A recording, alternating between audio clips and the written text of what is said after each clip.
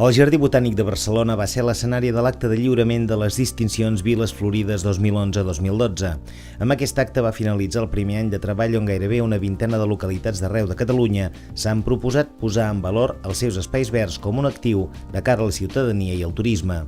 Viles Florides és un programa que la Confederació d'Horticultura Ornamental de Catalunya va impulsar l'any passat amb l'objectiu que a Catalunya el paisatge sigui potenciat i entès com un dels principals actius al país, tant pels ajuntaments com pels particulars.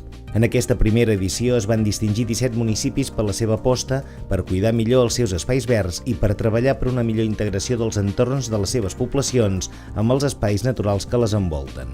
Es va concedir una flor d'honor a Cabrils, Calonja, Celrà, Guissona, Premià de Dalt, Roses, Vilabertran i Vila-sacra. Figueres, Santa Susanna, Montellà i Martinet, Vilassar de Mar i Sitges se'n van emportar dues.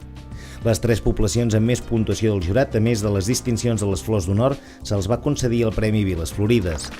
El tercer lloc va ser per Sant Joan de les Abadesses, el segon per Sant Hilari Sacalm i Cardedeu va ser la població guanyadora.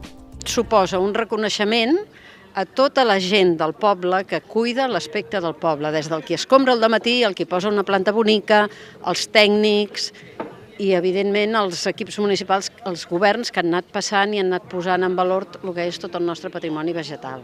Però especialment a la gent del poble, als pagesos, a les mestresses, als qui escombren, a tota aquesta gent. El Viver de Bell-lloc, que cuida molt bé el nostre verd urbà, i és important dir-ho, és una entitat de doble objecte i fan una bona feina.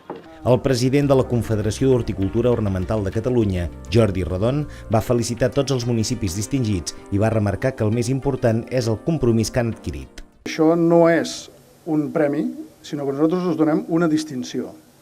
Aquesta distinció vol dir que l'heu de saber portar amb tot el pes que correspon. A les Viles Florides ja en sou 17. Només pel sol fet d'inscriure's entenem que heu agafat un compromís.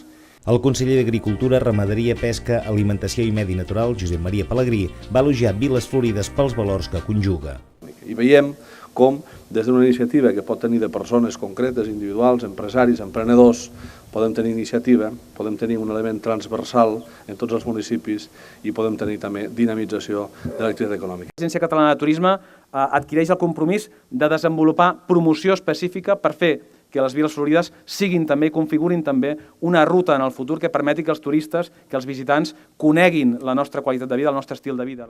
17 poblacions a 10 comarques en les quals hi viuen uns 200.000 catalans formen part del programa Viles Florides, un programa que ha vingut per quedar-s'hi.